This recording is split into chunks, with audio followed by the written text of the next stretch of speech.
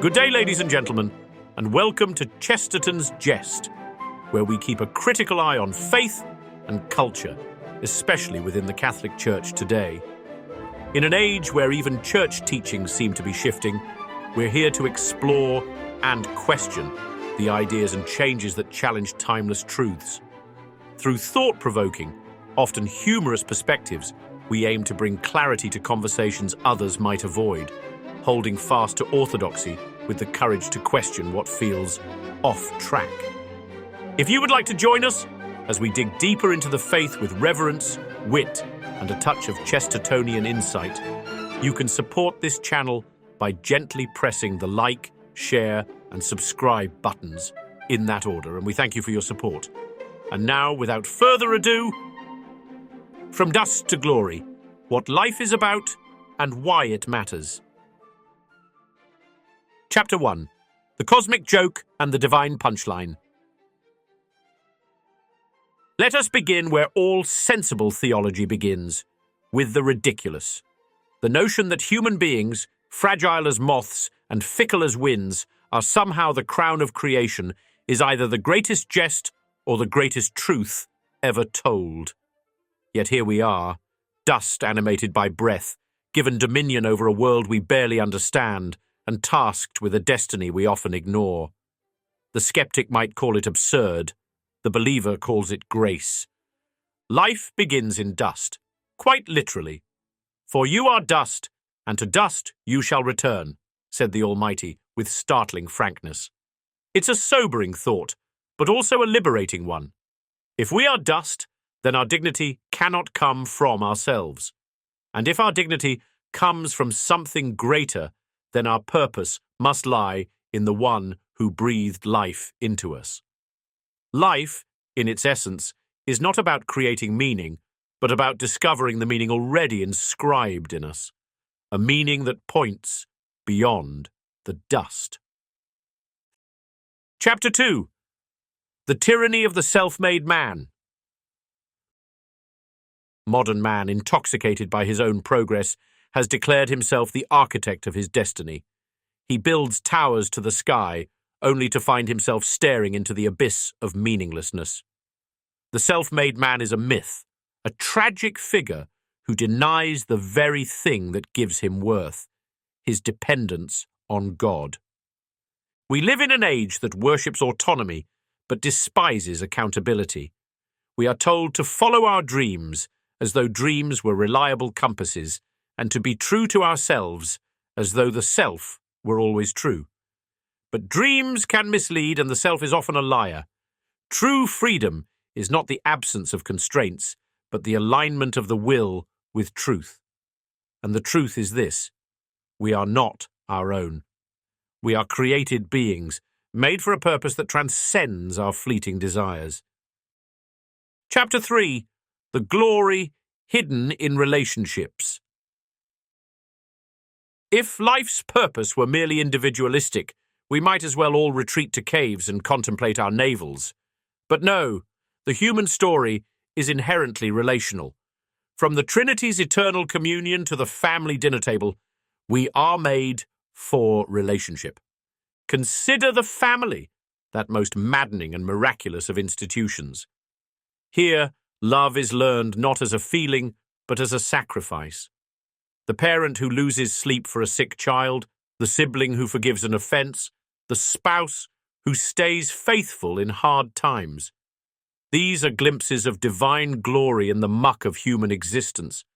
And if relationships are messy, they are also holy. For it is in the other that we find the reflection of the Creator.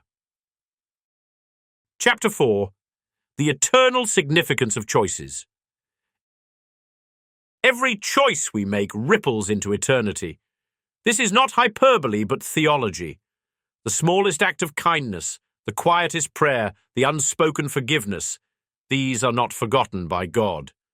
Conversely, the sins we dismiss as trivial weigh heavily on our souls. Life is a battlefield, and every decision is a skirmish in the war between good and evil. The modern world despises such language. It prefers to speak of mistakes rather than sins, lifestyles rather than virtues, preferences rather than truth. But if life has a purpose, then there must be a right way to live it. And if there's a right way, then there's also a wrong way. Our choices matter precisely because they are the means by which we either align ourselves with or we rebel against God's will. Chapter 5. From Dust to Redemption. If the story ended with dust, it would be a tragedy. But the Christian story is not a tragedy. It is a comedy in the classical sense, a tale that ends not in despair, but in joy. The Incarnation is the great turning point, where the author of life steps into his own story, taking on the dust of humanity to redeem it. Christ's death and resurrection are the fulcrum of history. In his suffering, he dignifies ours. In his victory, he promises ours. The cross is not merely a symbol of sacrifice, but a declaration of love so profound that it turns death into a doorway. To be a Christian is to live in the shadow of the cross and the light of the empty tomb. Chapter 6. The Glory that Awaits. Eye has not seen, nor ear heard, nor have entered into the heart of man the things which God has prepared for those who love him. These words, borrowed from St. Paul, remind us that our ultimate purpose is not fully revealed in this life. The glory we glimpse in creation, in relationships, and in acts of love is but a foretaste of the glory to come. Heaven is not a vague promise of eternal rest, but the fulfillment of every good desire, the perfection of every flawed love, and the realization of every true longing. It is the place where the dust of our existence is transformed into the gold of eternity, where every tear is wiped away, and where we finally see God face to face. Chapter 7. The Conclusion. The Divine Jest. If we are dust, we are also dust that dreams, and if we dream, it is because we are made in the image of a Creator who delights in turning the improbable into the inevitable. Life is not about escaping the dust, but about allowing God to transform it. The skeptic sees life as a cruel joke. The believer sees it as a divine jest, where the punchline is glory. As Chesterton once said, the test of all happiness is gratitude. And gratitude, in the end, is the only fitting response to a God who turns dust into glory and sinners into saints. Thank you for watching. If you enjoyed today's video and share our passion for defending the true faith with a touch of humor, be sure to head over to chestertonsjest.com and check out our collection of bold, pro-Catholic graphic tees designed to spark conversation and inspire conviction.